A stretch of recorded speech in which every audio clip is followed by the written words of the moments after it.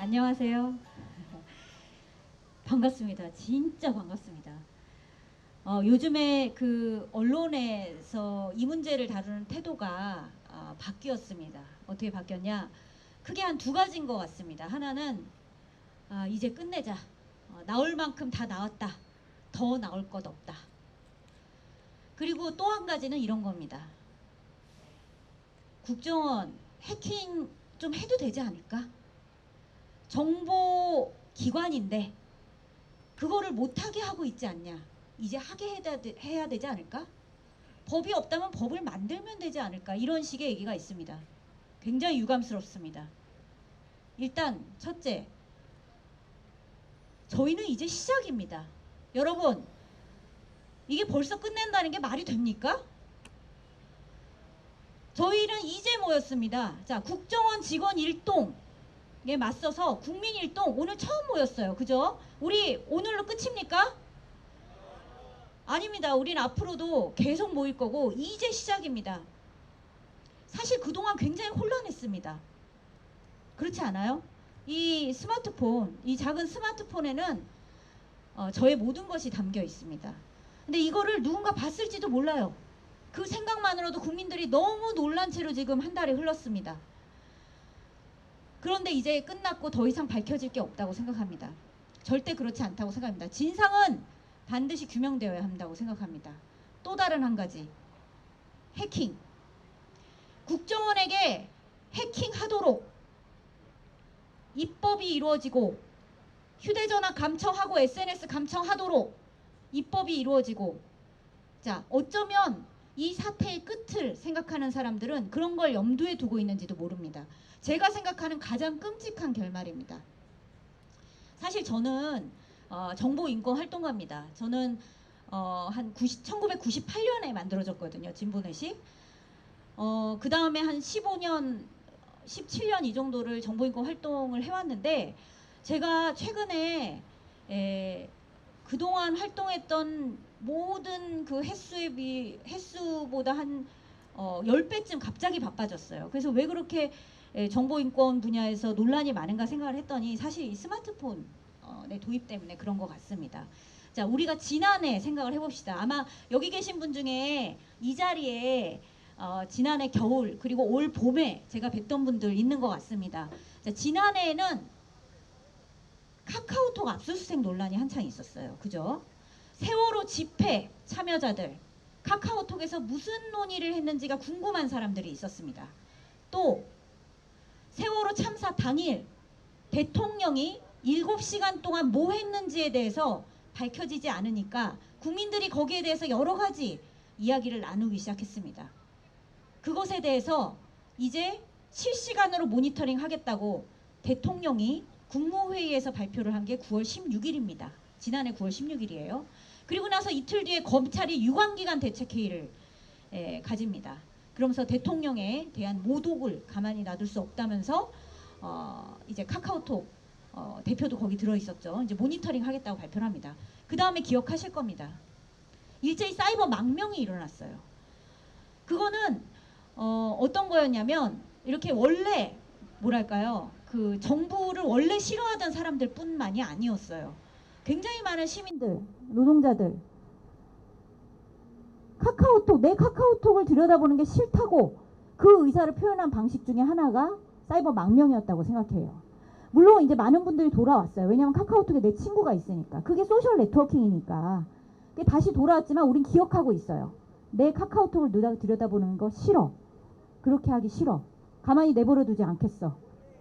자, 그렇게 되니까 어떻게 됐냐면 카카오톡과 같은 정보통신 서비스 사업자들을 압수수색을 해서 저 사람들이 원하는 정보를 가져가기가 굉장히 어려워졌어요.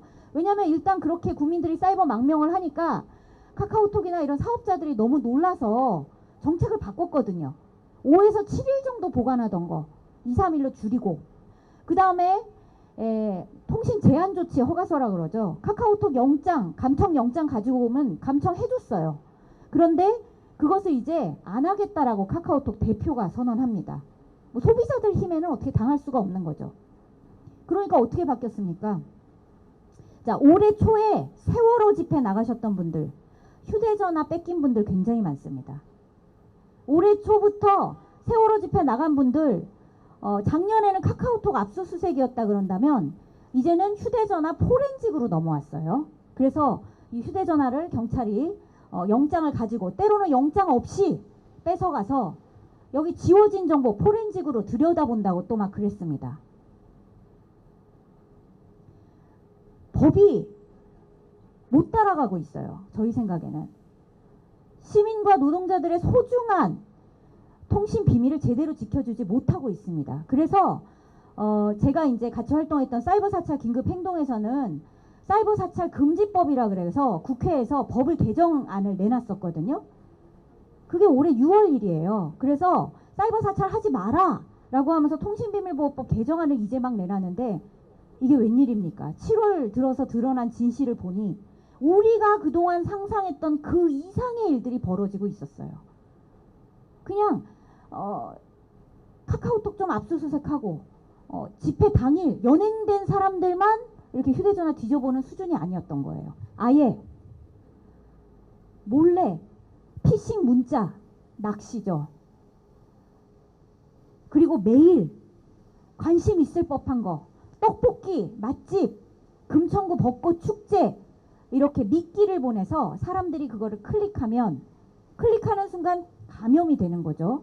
그리고 그 감염된 어떤 프로그램이 설치가 되면 내가 이 안에서 찍은 모든 사진들, 모든 파일들, 카카오톡 같은 것들, 문자 다 볼 수가 있는 거예요.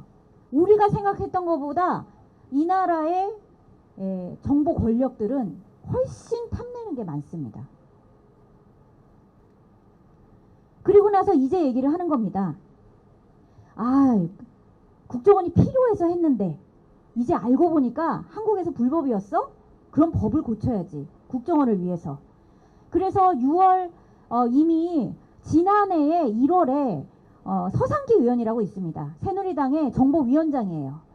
그 지난해 1월에 법을 개정안을 발의를 했는데 그게 뭐냐면 휴대전화 사업자를 비롯 이동통신 사업자를 비롯해서 국내 모든 전기통신 사업자에게 국정원을 위한 감청설비 구비 의무화를 하는 내용의 법입니다.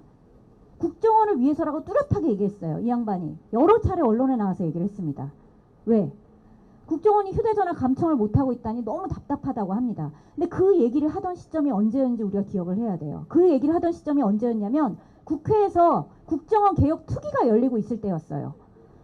왜? 국정원이 국내 정치 개입하고 선거에 개입한 일이 드러났거든요. 인터넷에서 댓글 달고 있던 게 드러났어요. 그때 댓글 내용이 뭐였냐면 야당 정치인들, 문재인, 박지원 이런 사람들에 대해서만이 아니라 제주 해군기지 종북이다. 전교조 종북이다. 민주노총 종북이자. 저기 울산에서 비정규직 문제를 가지고 싸우고 있는 사람들 종북이다. 그런 글을 올리고 있었어요. 그래서 그런 문제를 처음에는 국정원이 댓글을 안 달았다 그랬습니다. 근데 사람들이 더듬더듬 진실을 찾았어요.